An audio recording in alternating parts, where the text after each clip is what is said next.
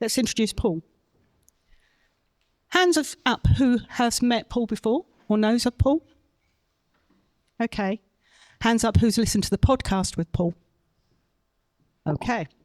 Okay. So, is everybody on the Wi-Fi? Connected to the Wi-Fi here? Have you got your Wi-Fi? It's the mix. If you go into it, it's the mix.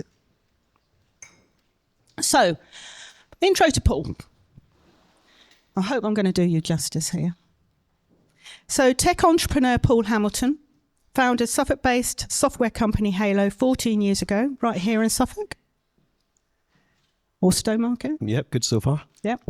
And today the business is a global player competing with Salesforce and ServiceNow.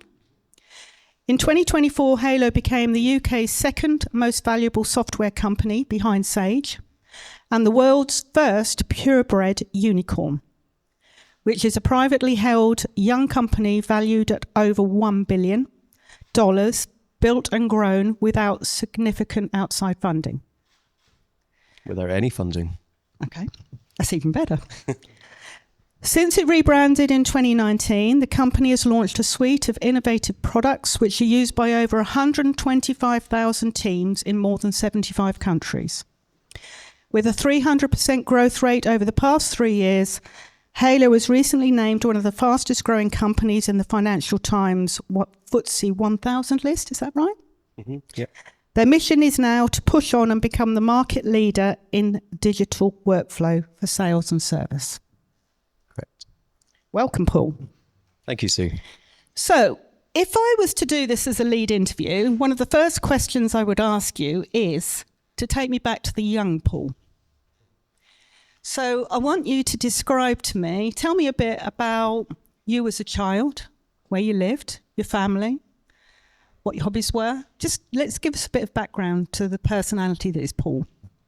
Yeah, so I was brought up in the north of Scotland. Who's been to, when I say the north, I mean right up the north. So let's go 2-hour drive north of Inverness. Who's been up that way? Okay, so a fair few. Most people have never really heard where I was brought up. It was a little village called Castletown. On the north coast, there's a little bit of land that sticks out called Dunnet Head. There's a lighthouse. It's the most northerly point of mainland United Kingdom.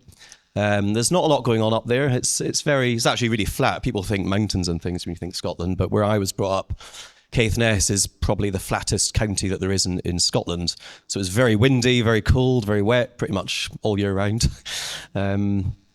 But as a kid, I didn't know any different. I had freedom. I remember just going out on my bike, and even like we were hitching lift. Me and my brother were if we wanted to go to the town Thurso 5 miles away, we just hitch a lift there. And it was that kind of, no one locked their doors.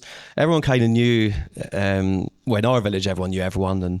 But it just felt safe and parents didn't worry. And looking back, it was a great, I'm really grateful to have been brought up in a place like that where you develop like independence and initiative and stuff that I think maybe we don't have the opportunity to develop as easily these days, perhaps. I don't know. I mean, tell us about that, because are you the oldest, youngest? I'm the youngest. Youngest? Yeah. Have you got just one brother? So one of three. We were all quite close together, so consecutive years.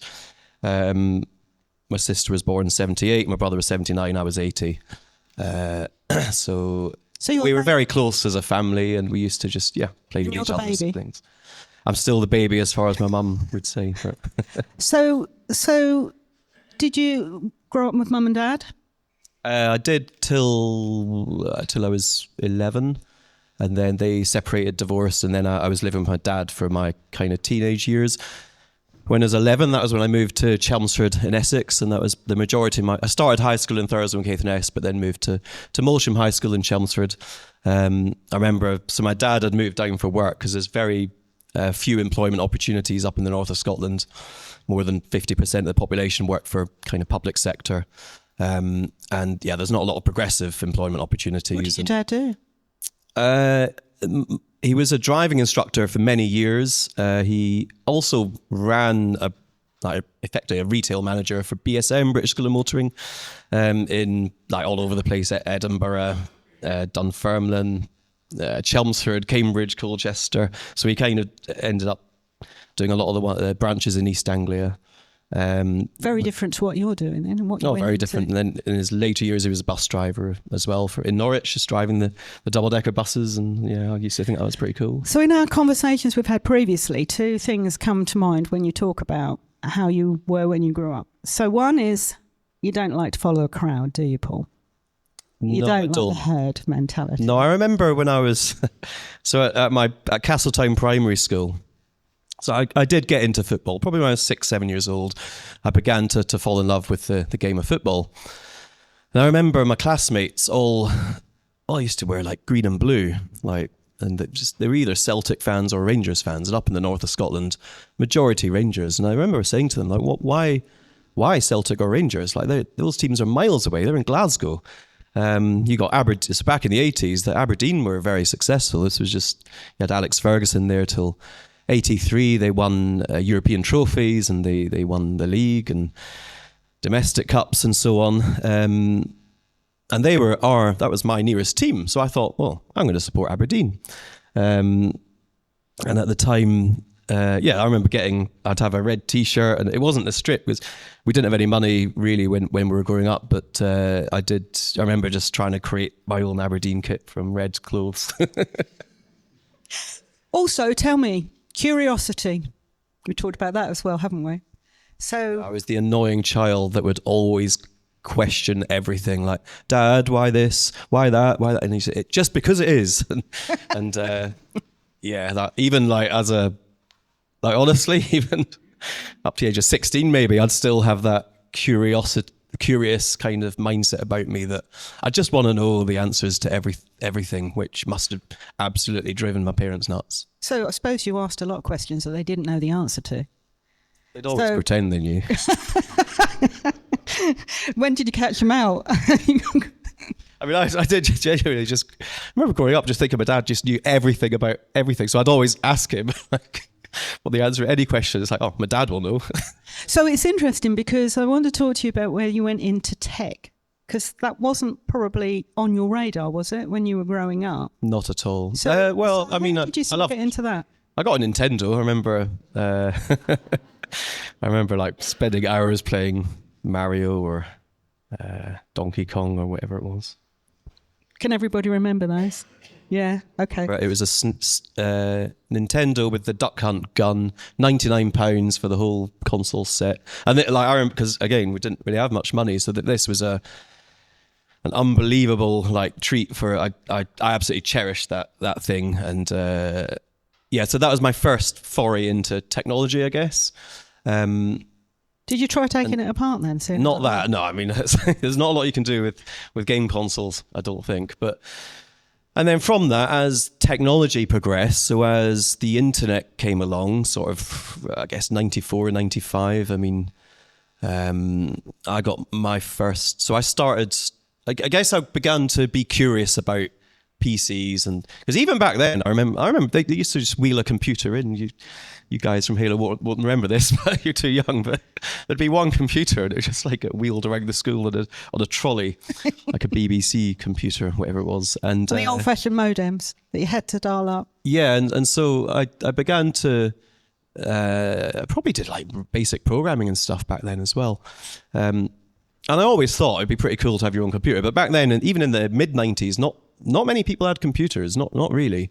But I thought, how can I get one? And I remember, and they were about £1,000. My first computer was Packard Bell SX2. It's like a 486.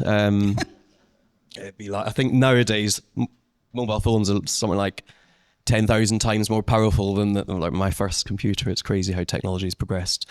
But anyway, so that was £1,300. I thought, well, how am I going to get money for that? So there was a pub just around the corner from where I was living. And when I was 13, I just started washing dishes, and I was the best dishwasher they ever had. I was so productive, and like Pareto's principle, 80-20, it's like, I'll leave a little bit of dirt there.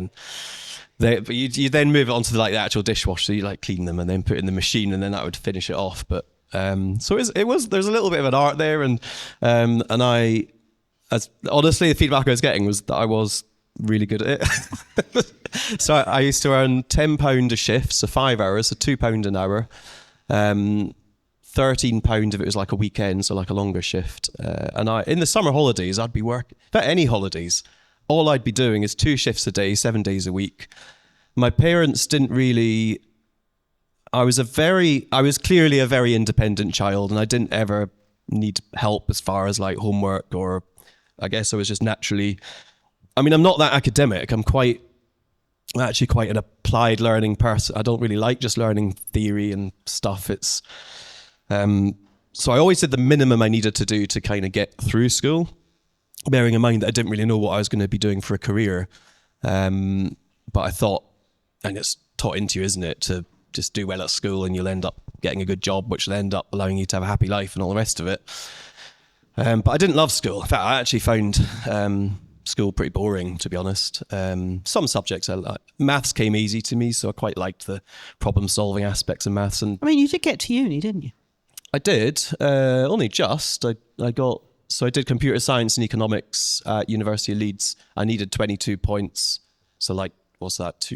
So 10 for an A, 8 for a B, 6 for a C, and I got an A in maths and 2 C's, so that was bang on 22 points. So as I say, I literally do just enough to, yeah. But you also talked to me about the fact that you're self-taught, aren't you? Yeah. You've self-taught yourself, and I mean, that's fantastic, isn't it? Well, I think it comes back to having curiosity. Like if you've got natural curiosity and you're interested in something, you just want to read, you just want to find out more, and that's the best way to. If it's the other way around, where you're going to lectures and you're not really invested, you're not that interested, it will be really hard to actually absorb all the stuff, and it becomes a bit of a chore. And yeah, in my first 6 months after university, I learned way more. Like I just got some books and taught myself how to build websites, taught myself how to like administer networks and look after the servers that run the networks, all that stuff. And you don't learn any of that stuff at uni. Uni was all about a Turing machine in the 1930s or whatever, and it's not helpful at all. But thinking back, you don't know how much uni like primes your brain for problem solving. Yeah, maybe it wires your brain in certain ways. I don't know. I'm glad I went to uni because it's where I met my wife, and I matured and became even more independent. I grew up like as a person. So I think, and I'm very much encouraging my kids. They're now at the age 18, 16, 14. So my 18-year-old's now choosing his universities, and there's no way I wouldn't suggest, well, if he doesn't want to, that's fine. I'd say, yeah, just follow your passion, whatever. But he wants to go to uni and he wants to do mechanical engineering. He's way more academic than I am. He loves learning. He's so clever as well. Yeah. I'm not that clever really. I've just got an interest and a curiosity and a determination, I think, to just, yeah. Do you think you're driven? Yeah, definitely. Yeah. Okay, so what drives you? I mean, is it because I think that we touched on this, similar to me a bit.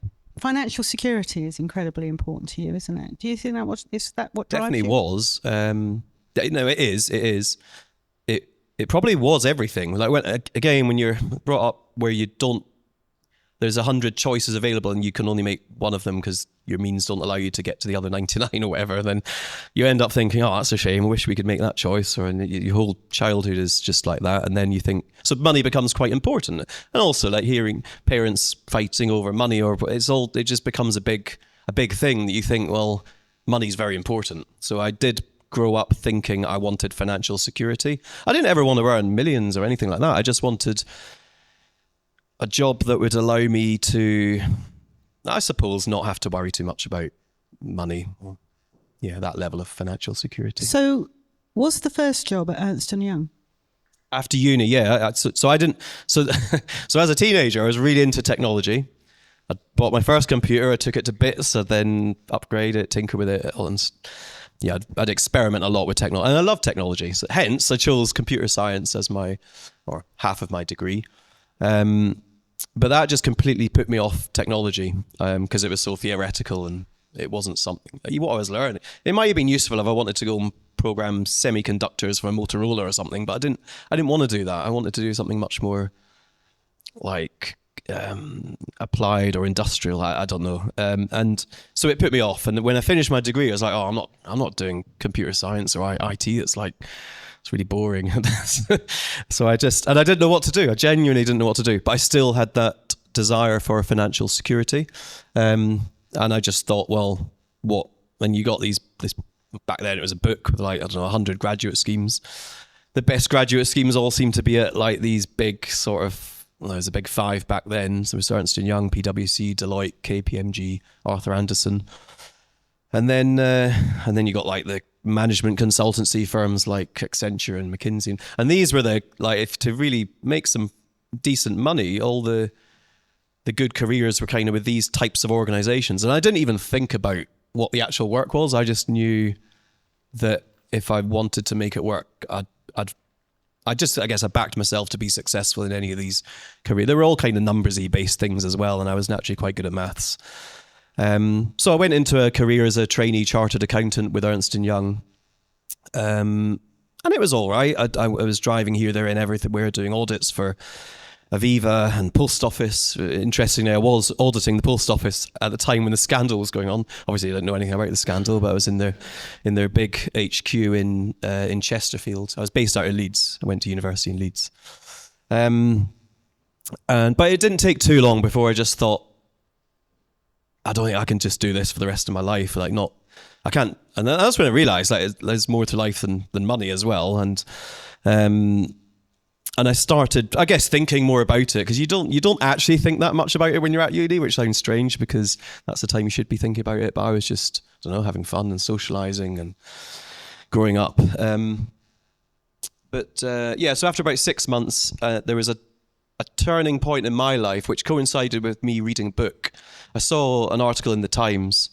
So back then, again, no internet, or there was, but not social media, and the way you ingested information was through newspapers pretty much, or the TV. And I was reading the Times. There was this article about this book that had just been released. The book was called Maverick.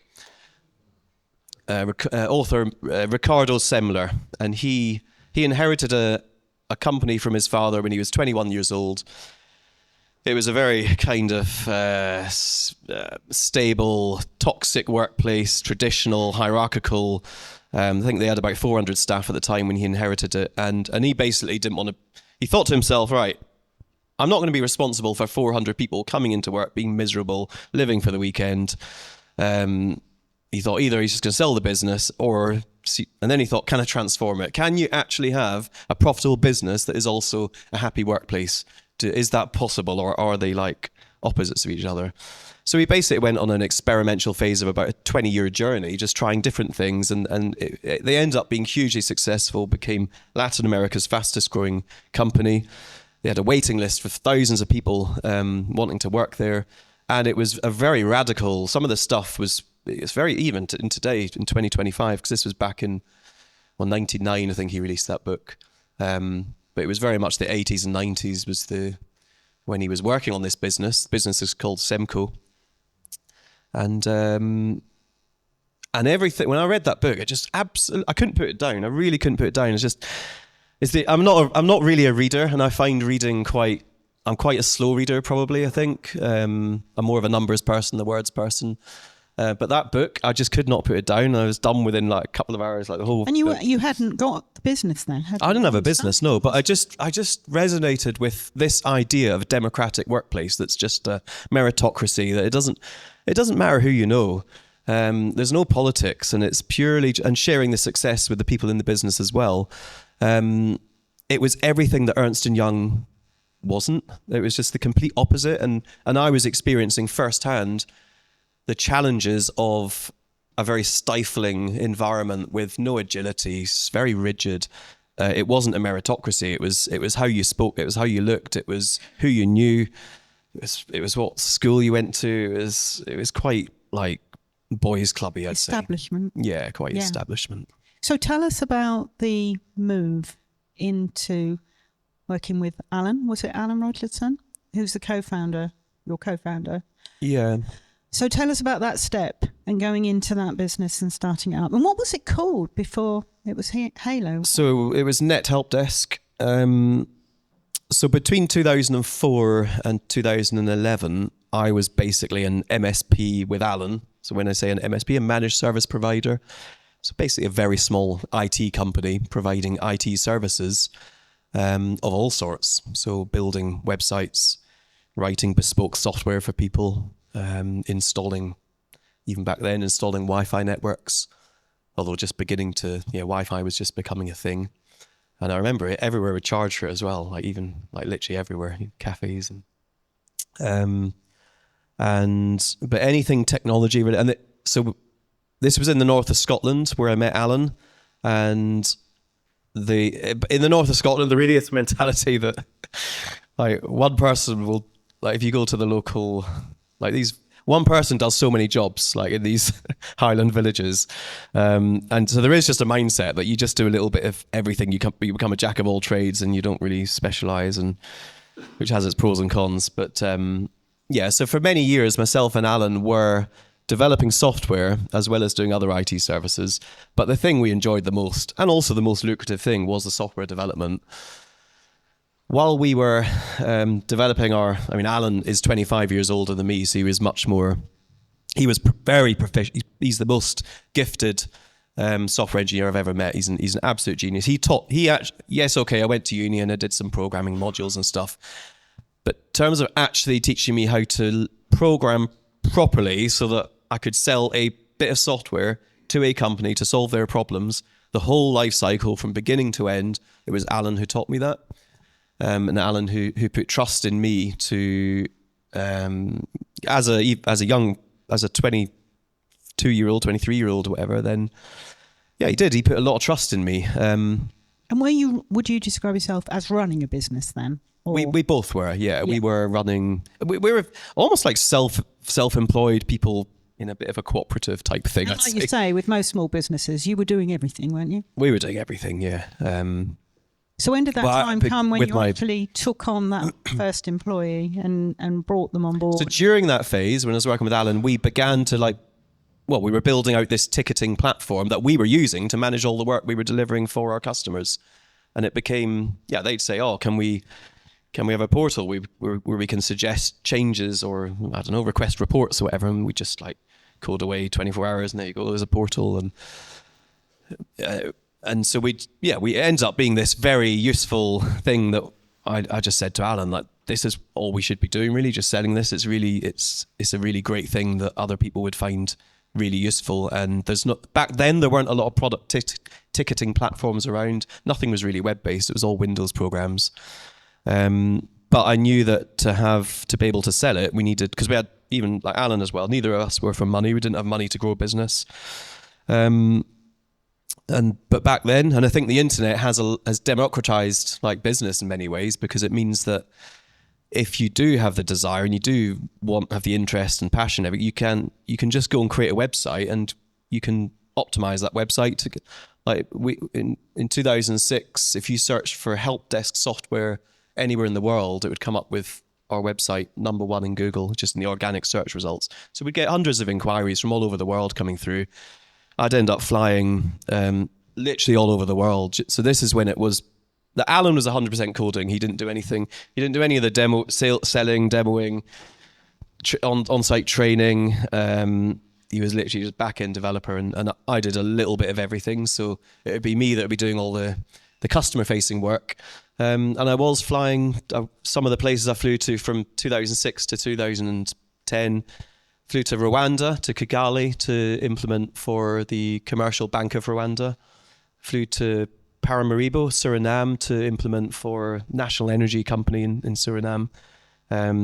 Also implemented for the National Energy Company in Greater Noida, just south of Delhi in India. So I was going to all these weird, and you might think, well, why these weird places? It's because they didn't have the money. Like these other systems which were expensive, the Western world had money for these systems. And you could tell, as great as the effort I was making on a website, it wasn't that convincing. They could tell it was probably a couple of people working out of their bedroom, or but maybe I think they probably thought we were 20 or 50 people rather than just 2 people. But anyway, it's when I think, and again, when you're in it all, you're doing it, you don't really think about why you're getting. I mean, I guess the highest profile inquiry and implementation I did, we got an inquiry from Siemens in Dubai. I remember flying over, this was in 2008, flew to Internet City. So Dubai back then was not like, it was growing and everything, but it wasn't like it is now. But even then I flew to Dubai, and I'd still be coding away because your time, when you're working for yourself, you know, it's like your time is everything. Time's so valuable. So I'd make use of every minute on the plane. I'd be, whoever sat next to me would be so annoyed. So I'd get my laptop out and I'd just be like programming away the whole flight, building websites or whatever. And I remember just going to, they were so hospitable. This guy, Hussein Ali in Dubai, picked me up from the airport in a little clapped out car, but it was great. He took me to Internet City and I was like, wow, this is amazing. And then implemented for those guys, they then recommended NetHelp Desk to their colleagues in Malaysia, and then they then recommended to Melbourne. So I ended up going to like Siemens in Melbourne, which was the first ever proper like corporate office with loads of money. That all of a sudden it's like, whoa, hold on a minute, hey, NetHelp Desk isn't just for people with no money. It's like there's something here about the product that people are beginning to recommend it. Word of mouth is beginning to spread here. And I think importantly, you were, and put this in its very basic terms, but you're getting up off your backside and you're going out and you're doing it. And I think insatiable appetite to, I don't know what it was, whether it's just, I don't know, it's just to spread the word or to develop better technology, or it was just unbelievably exciting to real passion. Be a part of.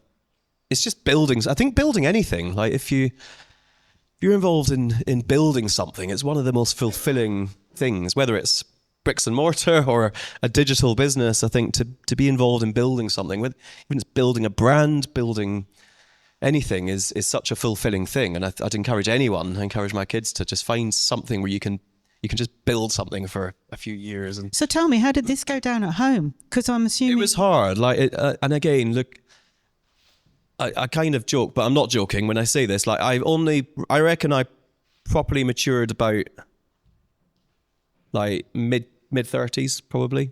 Like I had kids young. I had kids when I was 25, 26, 28, whatever. And I wasn't mature enough to have kids. I didn't know what it was really hard for my wife with me. Like my daughter was really ill in hospital when she was 6 months old. No, she was born in July. She was 4 months old. She couldn't keep anything down. She had tubes in her. And even like the fluid they were putting in, she couldn't keep that down. And they didn't know what, she was just like wasting away. And I'd be flying off like away for a week and not there to give my wife the support that I should have been able to give her.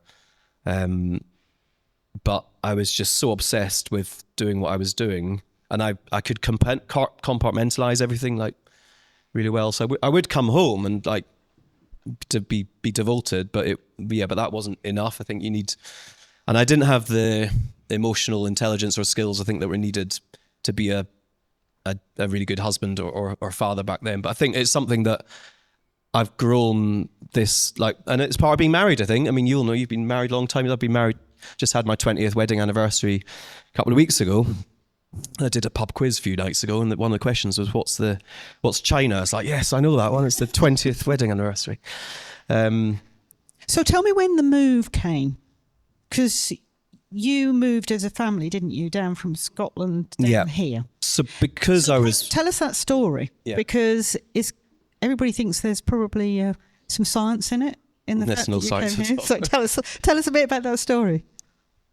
So, as I was kind of describing there, I was like, work was at the centre of what I was doing. My eldest was born in Inverness. My second eldest born in Edinburgh. We had no family. Now my mum's up in Scotland. She wasn't even up in Scotland. She was down in Southend at the time. But so it was just us up in Scotland, and basically my wife with the young kids, and she wanted to be near her family, understandably. And her mum was in Earl Stonham and her dad was in Colchester. So we basically just put a pin in the map that she wanted to be within 15 miles of where her mum was living. So pin in the map, 50-mile radius. And then we ended up just renting a house in Needham Market. And lived there for 6 months, and then we bought a house in Stowmarket in 2010. Lived there for 3 years, then moved to another house in Stowmarket for 8 years, and now we're just outside Stowmarket, and probably be in that house for the rest of our lives, I should think, in terms of we might maybe at some point get a house in another country, maybe, I don't know, but we'll never have another house in Suffolk, I wouldn't have thought. So you chose Stowmarket deliberately for work. So tell us about that, because your first office wasn't where you are now, is it? So I was, again, just working by myself. So Allan was beginning to wind down by this point. Because he's not, neither of us are particularly money driven, and he enjoys programming, but he was at the stage in life where he was mid-50s and he wanted to just do other things and travel, and he ended up living in different countries for different periods of time. And it was becoming just me, really, and I had to decide what to do with this business, whether to just keep doing it as a bit of a lifestyle thing, just me. And by this point, I was earning a decent amount of money, so like, I don't know, 50, 60 grand perhaps, which in today's money, probably 100k perhaps. So I could have just kept doing that, and that would have been enough for me. That would have been enough financial security. I've never had aspirations to have, like, I don't know, multi-million dollar yachts or anything like that.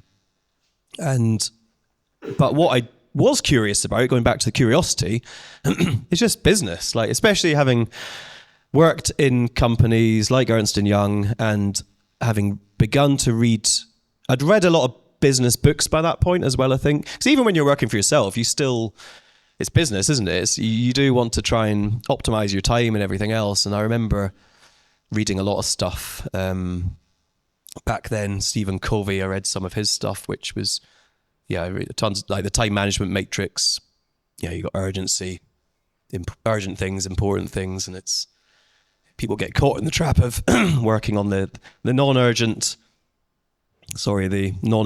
urgent stuff, which is, if you can figure out how to avoid that, then you're on to a winner. So anyway, I was beginning to become very interested in business, and I think it was just that curiosity of, like, how do businesses become successful? And it was never to make money. Like, that was never and even now, like, it's not the primary driver. We're just about to reduce our prices. Like, and the reason we can do that, and I think no one's ever done it in the SaaS industry before. People think we're crazy, but it's quite easy for us to do when we're not, like, it's not our primary driver, and we've got a much bigger thing that we want to transform the enterprise software industry, and just raise the standards throughout. And I think, and it's not about the money. So I think, when I had an option to start employing people, because at that point in 2011, only probably in even if 2010, I didn't have enough. I wasn't earning enough to be able to just recruit someone. Even then, I think the starting salary was 18k, but fully loaded costs, you're probably talking 25k or something by the time you've got them laptops and national insurance contributions and stuff. So it was a big risk and an investment. But it was just at the point in 2011 where I thought, right, this is at the point where I can do this. Put an ad out, and at the time I was working from my mother-in-law's spare bedroom, because again, we had the young kids at the house, and I didn't want to, it was too distracting. So, and Beth's mum had a 2-bedroom flat in Cedars Park, and one of the bedrooms was empty. I just said to her, how about I pay you 50 quid a month? And the business was basically running out of my mother-in-law's spare bedroom. And again, I was doing demos, like all these companies now all over the world, literally from my mother-in-law's spare bedroom. She loved it because she got a bit of company. She could make me cups of tea, and so it was actually a really good arrangement. But obviously, when I thought, right, I need to start employing people, I couldn't reasonably ask the person to come and work from my mother-in-law's spare bedroom. That'd be a bit weird.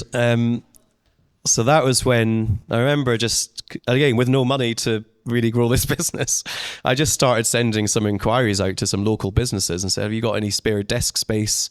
I offered them like software for free and stuff, and I couldn't really find anyone to agree to let me have a desk in their office. But at Warside House, I think only half of the units, so this is the building by the train station in Stowmarket, only half of the unit, they're all 900 square foot units, so it's way too big for just one or two people. But the landlord there said, well, I'll tell you what, we have got quite a few empty at the moment, so let me look into partitioning one of them up. And they ended up very kindly just creating a 200 square foot partition. So it's probably like, I don't know, maybe 3 times the size of this stage perhaps, so quite a small room. And then, and that was where, so my first hire in 2011, that was our office at the bottom of Warside House. That was February 2011. And it went really well. I thought, because this was new territory for me. I'd never employed people before. I'd never been a boss. I hate when people, I don't like the word boss or when people call me boss, and generally they don't. It's a very level playing field, I think, at Halo. But yeah, as always, I was just trying to clone myself. So everything I would do, I'd get them to do absolutely everything. So they just follow me around for a year basically and become a really valuable resource. And then again, we started doing more and more. Word of mouth was like spreading, and we were now too busy for 2 people. So it was a very organic process. It was like, okay, well, it seems to be going all right. Let's hire someone else. And so April 2012, hired my next person. 2013, same thing happened again. So hired 2 people that year. 2014, hired 4 people that year. And by 2018, we probably had about maybe 15, 17 people. By this point, so we'd moved from the bottom of Warside House to the top of Warside House, so up to like 900 square feet. We had about a dozen people in 900 square feet. And then we moved to the old it was a solicitor's office at the end of the high street. We bought that building freehold back in 2017, and that became our home until COVID. And we had 30 people, and it was, it's a really nice building. It's got so much character. It was an old pub, the Greyhound. It shut down in 1982. But it was for a startup. And do you know, we've still got that building. And when we have partners now coming to Stowmarket from all over the world. So Norway, South Africa, Mexico, Australia. When people come over now, I do make a point of just taking them to the old office because we still own it. And it is now, we've recommissioned it because we've completely maxed out on space again in the office we're in. And I take them down to the basement, which is, so during COVID, we converted it into, I guess, a bit of a social space where we actually put a bar in, so beer on tap, TV screens and dartboard. And it was somewhere where we could, I guess, just wind down after work on a Friday or whatever. And there was a lot, and even now, like, you can see there's cobwebs everywhere. It's quite like people are, and I'm surprised by the reaction. They're like, this is amazing. It's like they've just gone into Jeff Bezos' first ever garage or something when he was starting up Amazon. And so I think now we're actually going to keep, because we are, maybe come on to this, but at some point next year we're going to be moving to Ipswich. Yep. And I think we're now going to keep that as a heritage kind of building and continue to have people work out of it as well. So when you're building a business, when you're running a business, all the time, there are 2 key things around running a business: money, people. So what really interests me is that you do a lot by gut instinct, don't you? You don't really have a strategy. You buck the trend if someone tells you that you ought to be doing it this way. No, you don't. You do it your way.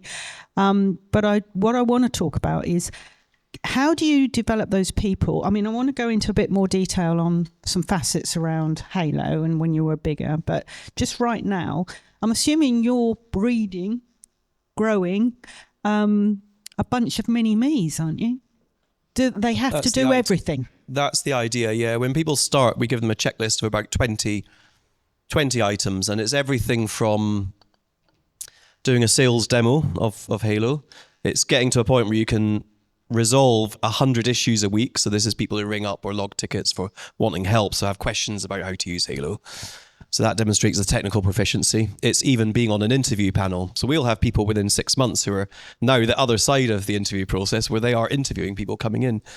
It's going to a trade show where you're actually hands-on, customer-facing, listening to the world about what the requirements are and understanding how we solve these requirements. So we literally get people involved in absolutely everything. They end up specializing in one particular area, and it's quite important, I think, to remain open-minded about what that is.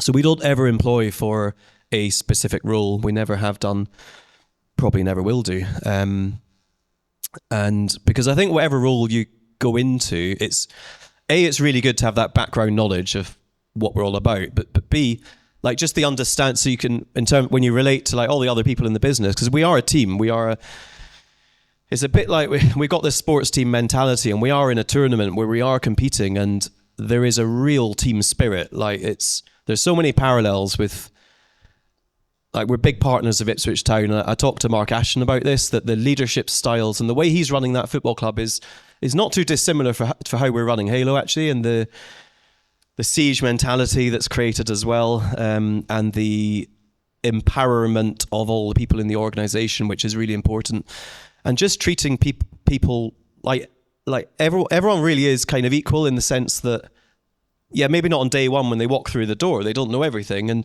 but they have the opportunity to, and they know that, and they realise, not straight away, because society conditions you to think that, I don't know, you got people at the top of organisations that are different, they're built different, and maybe it's the education establishments or privileged people they knew or whatever, that there's some reason why. And I thought this when I first went into meetings with very senior IT people when I was 23, 24 years old. I thought, what the hell am I doing here? Like, I have no right to be here. Because you suffer from imposter syndrome, don't you? Yeah, I think we all do, don't we? I don't know. I don't know how many people here suffer from imposter syndrome. Show of hands.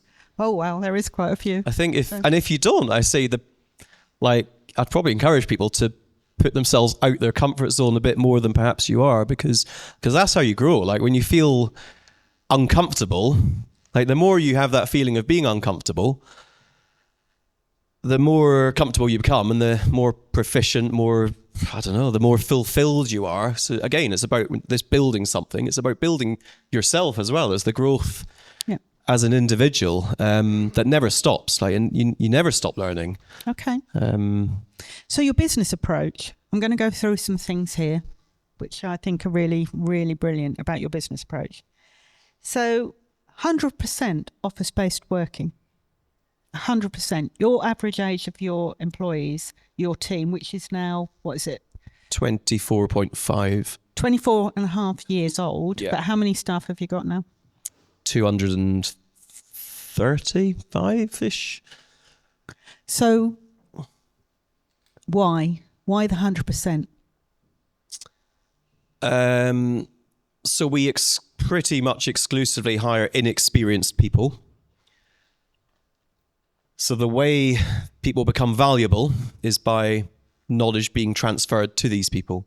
The most efficient way to transfer knowledge is in person, like, without a shadow of a doubt. It's like 10 times more effective. It's so much more cost effective for a business to transfer knowledge in person. It's more fun as well. Like, I think there is an innate need for human connection and human community amongst human beings, which is lost when you try and do stuff digitally. Going back to this sports team mentality thing, and I always, the analogy I would use, like, if Ipswich Town's squad were all like training on their own in their own home gyms with cameras where they could see everyone, it's like, it just wouldn't be the same. It's like there's Alex Ferguson is a role model for you, isn't he? He is, yeah. So there's no I in team. You have a tribal mentality, don't you, in the business? Yeah. And that's important, don't you think? Community? Definitely, yeah. I think people sometimes get a bit scared when you start talking about tribes and stuff, or I think it's a bit culty.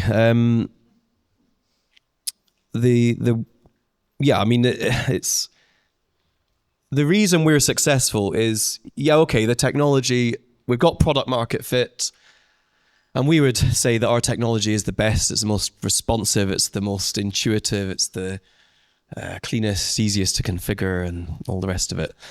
But that's not really what matters. There's not a lot of difference, being honest, in terms of differentiation of the technology in the industry. There's not a lot. They pretty much, a lot of the platforms solve the same problems.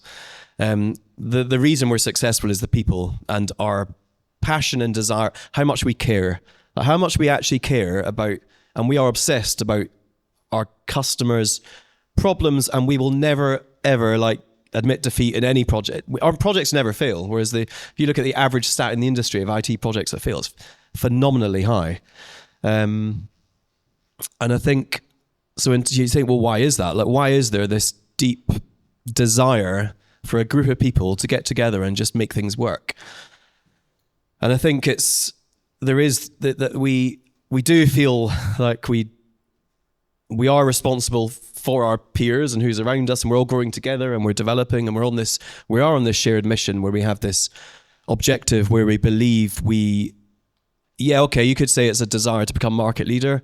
It's not really about that. I think that will be a natural consequence of what our actual desire is.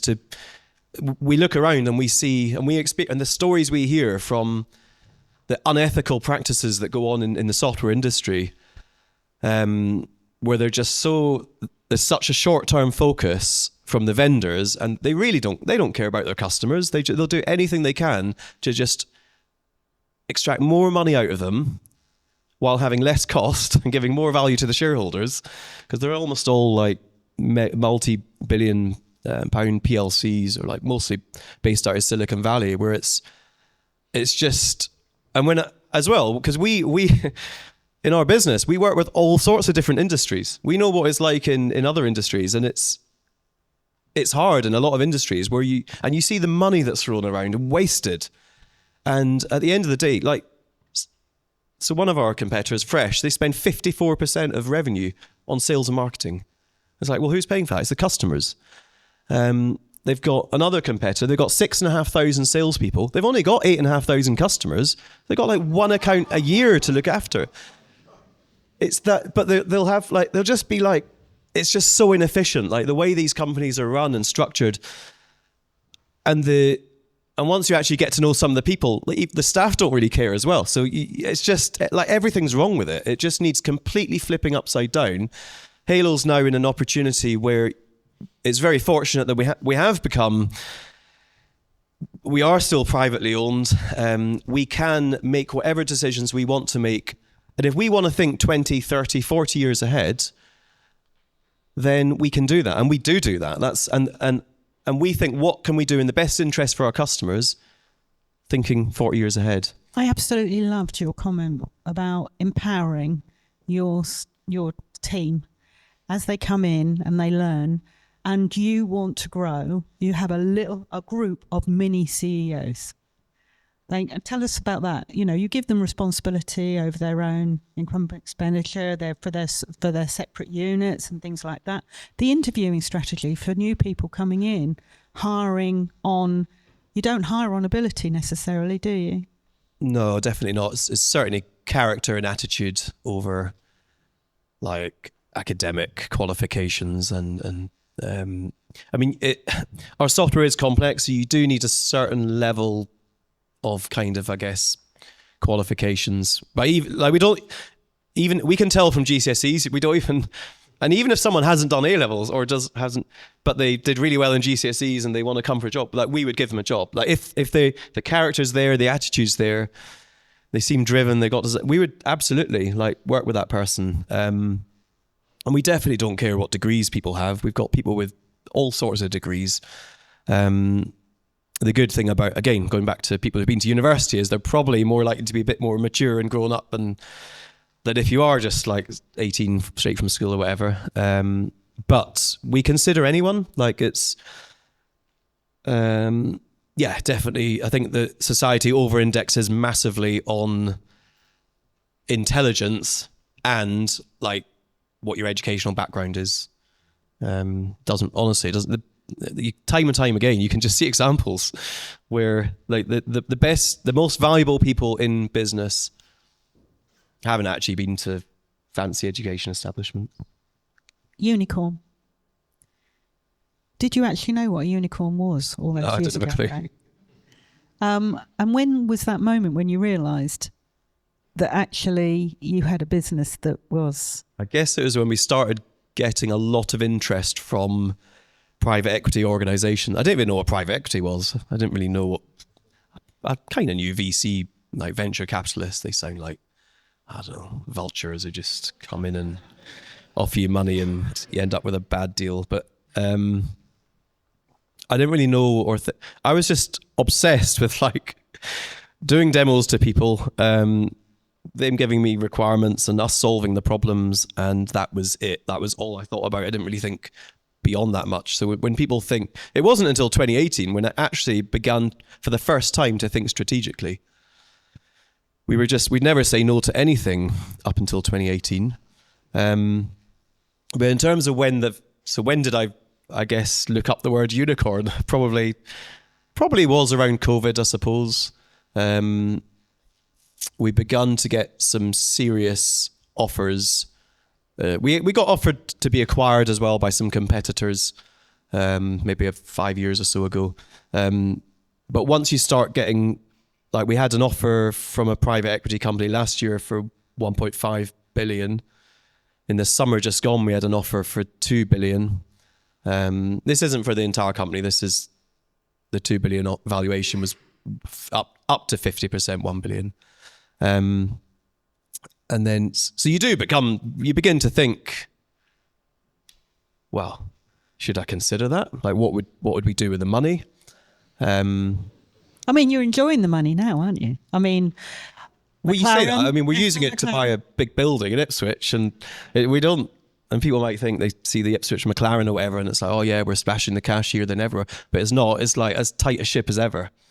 It's if people drive past and they see the lights left on, we've got an urgent group chat on WhatsApp, and it's a P1. Like, someone will drive down and turn the lights off. And that's important, by the way. The moment we lose that, I'll not be involved in the business anymore. Like, that will be, and we've developed that culture where, and there is that level of, whether it's cost efficiency, time efficiency, our customers' time as well. Like, it's really important we make the best use of our customers' time. And there is that deep, so the whole, you mentioned there about the satellite business thing, how we are now. Put your hand up if you have read Maverick, or any of Ricardo Semler's books. Okay, so there's 4 or 5 people.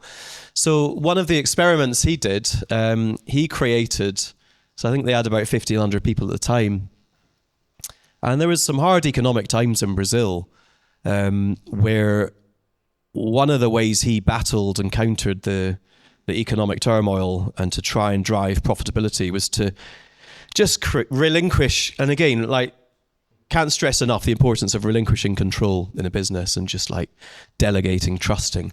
So he'd relinquish control over these different business units. And it might be, they were a bit of a conglomerate, so they'd get involved in manufacturing all sorts of, I don't know, shipbuilding machines or air compressors, but there'd be a team of people or a department that would be involved in one particular niche of what they do, and he'd just give them complete autonomy over that entire business unit.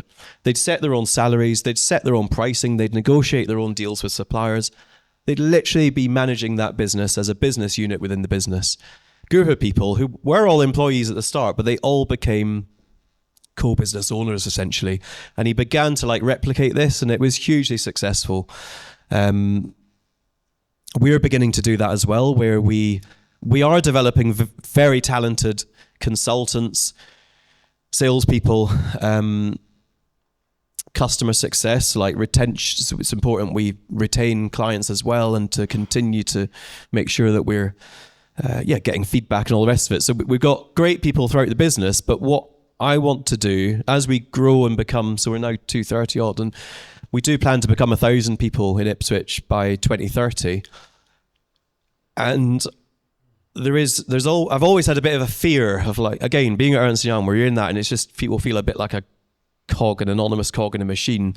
I don't ever want people to feel like that halo. And I think the way, and having read how Ricardo Semler did it at Semco, so what we're beginning to do now is to create businesses within the business, where somebody has an entire P&L, they're slicing a share of the customer license revenue, it's going in their pot, and they are running everything from that pot. So even from recruiting people, setting the salaries, deciding whether they're traveling standard class, first class to London, they can go private jet if they want to. They won't end up with much profit at the end of the day. But every single bit of decision making is down to the individual business unit. And these are people who are maybe only 23, 24, like a couple of years. There is a rule. You have to have demonstrated that you truly embrace Halo values. And a minimum time period of 2 years. So we develop people phenomenally quickly. Like, they do become true Halo experts and world class in our industry within just a couple of years. It's phenomenal how quickly people do develop. So there is some prerequisites to who we would consider to lead one of these pods, or whatever we call them. But yeah, that's just one of the ways in which we are beginning to scale this business. There clearly is the demand and the appetite for us to push on, and we're just now getting past the early adopters, beginning to pick up the kind of early majority, and it's feeling like, and we have to be careful as well we don't want to dilute, because we could, and by the way, going back to private equity and what would we do with the money if they invested $1 billion, the first thing they would want to do is they'd say, right, Paul, we're going to set up an office in London, New York, Silicon Valley, Singapore. We're going to hire 1,000 people in each office. They're going to be people from all your competitors. You'd end up with a completely diluted culture. We would be just like everyone else. There'd be nothing, which, okay, like, if someone said to me again, like, okay, I want you to absolutely maximize revenue within the next 2-3 years, there is so many decisions in this business that we'd do differently. But if we did all that, I don't think we'd become market leader. I honestly don't think we'd become anything like market leader. But the way we're doing it, I can't see any way we will not become market leader. Yes, it'll take time, 10 years, 20 years. I don't know how long it takes. We're on this train at the moment. Like, it left so I've been doing this since 2004. The train left the station in 2004. Someone got on in 2011. It stopped. Someone got on. Someone else got on in 2012. Another couple of people 2013. Keep stopping at platforms and people keep getting on. It's going somewhere. We don't really know where it's going. Do you have anybody get off? Now and again, people get off. It's we're not. So the hardest thing is recruiting, like in any business. I think it's all about how do you recruit the right people for your business, and how do you transfer that, like, whatever these Halo values I talk about, the Halo way. It's up to us to convey that to people, like what that's all about. And sometimes we don't do that very well, but other times it's great, and people end up becoming obsessed as well, which is fantastic.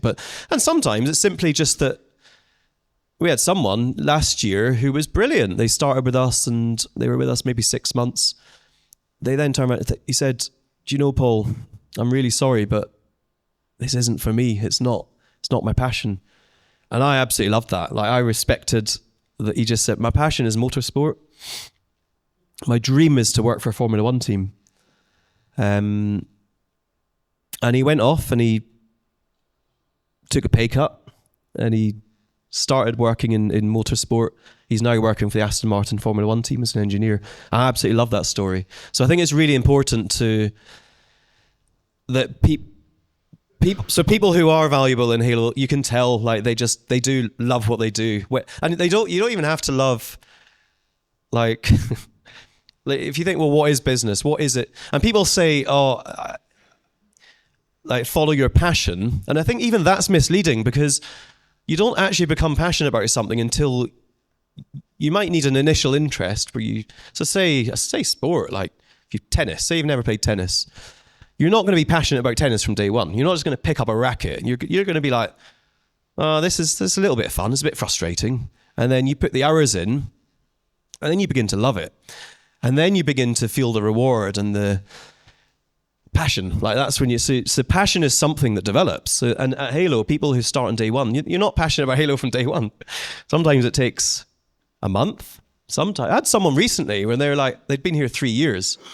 And they're like, Paul, do you know the penny's only just dropped? I've only just realised that it's completely down to me Like there's no external factors that are between me and getting to my destiny, whatever that destiny is, within like the Halo ecosystem. I can achieve, if I want to be CEO, I can be CEO of, again, all these mini CEOs and the different. So Chris, I'm going to call you out here, Chris. So Chris has been working with us since, is it July last year? So started, you probably didn't really know.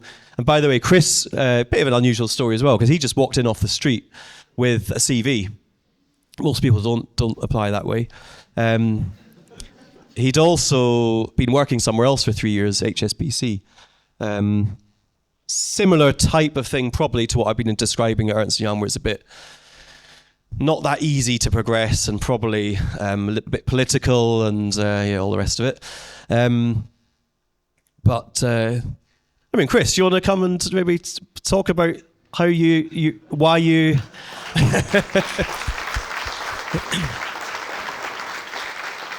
So what is it you thought you'd be doing when you started on day one? What did you think you were getting yourself into? And just talk a little about a bit about your last 12 months. Yeah, so hi everyone. Wow, so yeah, as Paul said, I literally walked in off the street. I actually walked in with my best mate. We both walked in together, handed our CVs in. Fortunately, we spoke to who we found out now was the head of consultancy for one of the products. And yeah, he basically put us straight through to an interview. And kind of now being on the other side of it, we really encourage that for any single person that hears about Halo and is interested to just come in and speak to someone, because it's that kind of human side which you can't show off a screen or off an application. To answer Paul's question, what did I think I'd be doing? Well, I had no clue about software at all. I did a business degree. As Paul says, I was at HBC for 3 years. I had, zero interest in software or computers before I joined.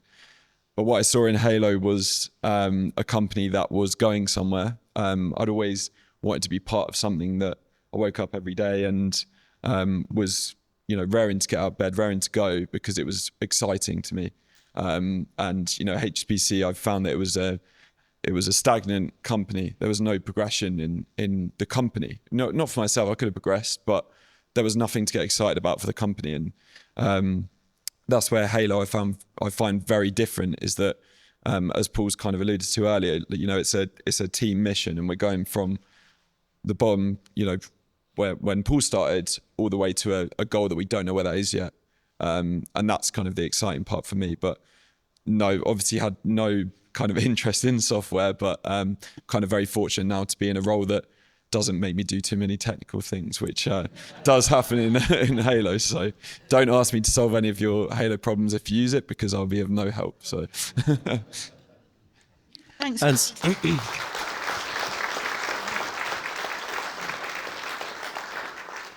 Yeah, and we just had a conversation probably about a year ago now, where I was just saying how hard it was to resonate with.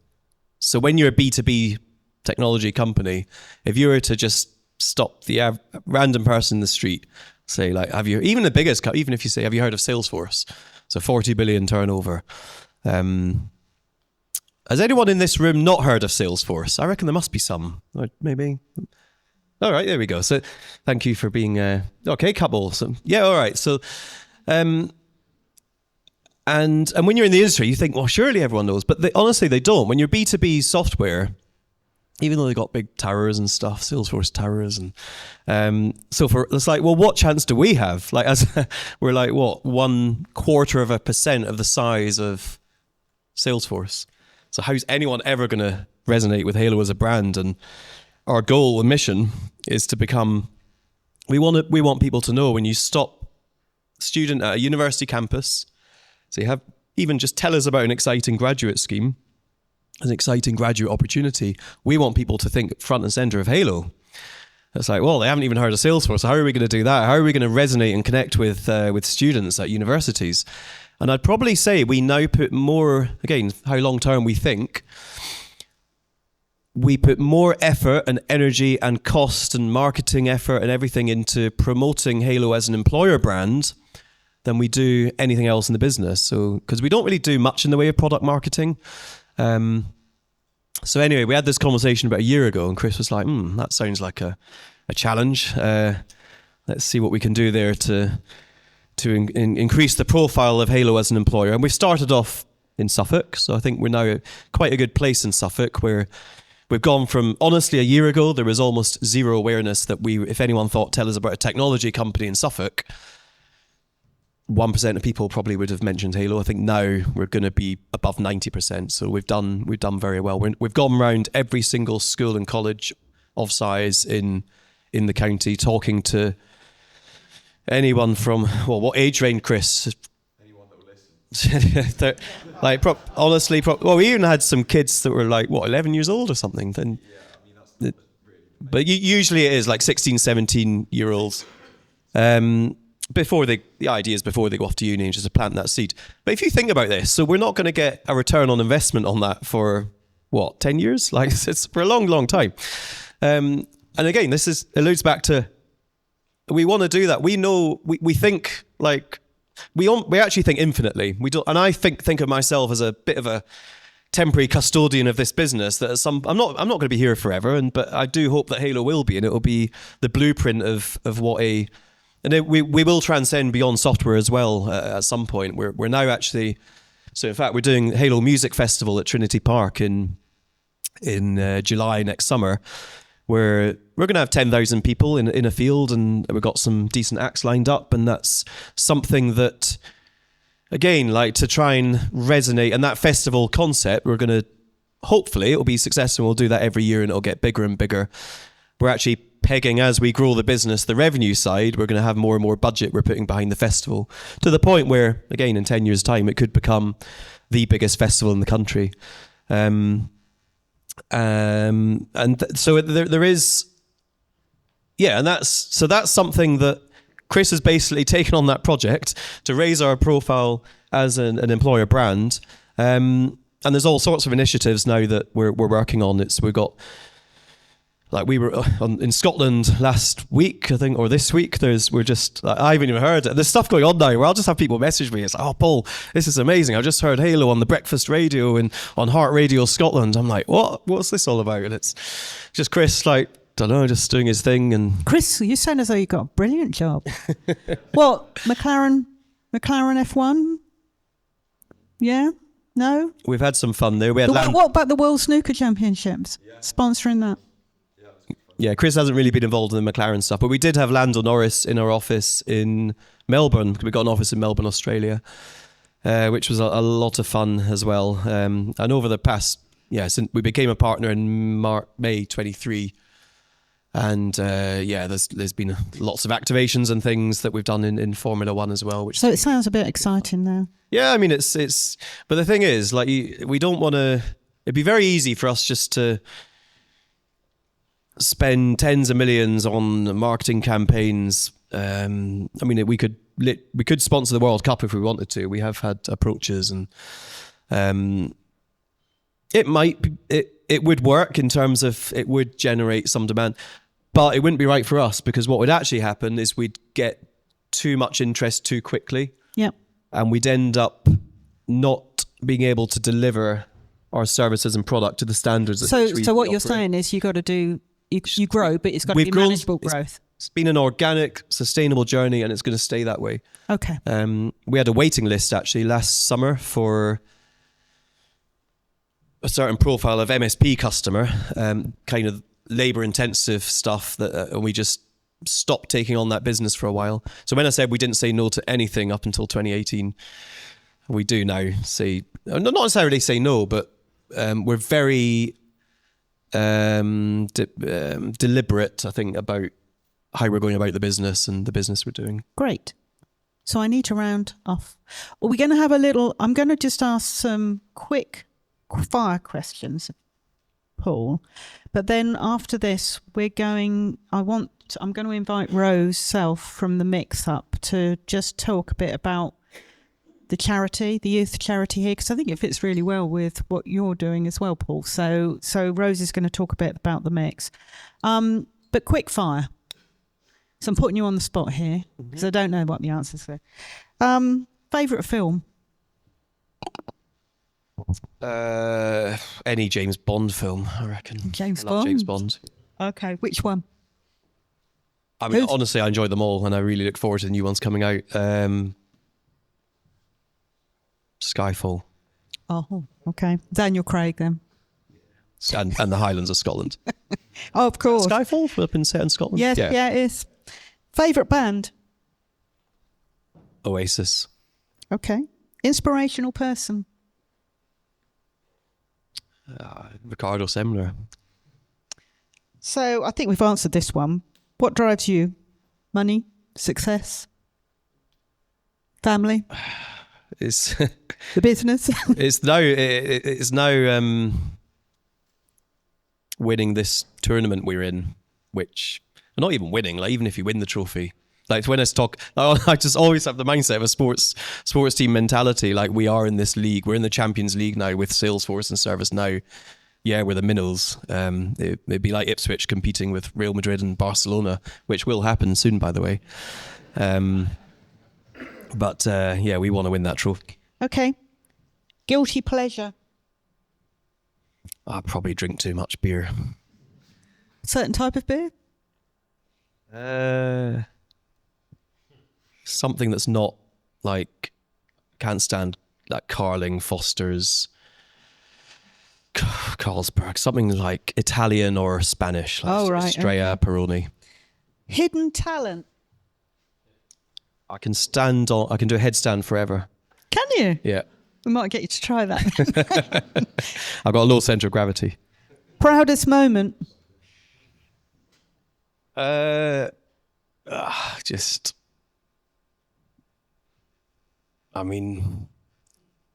kids, I guess, is a proud. Well, you don't realise, I didn't realise till later.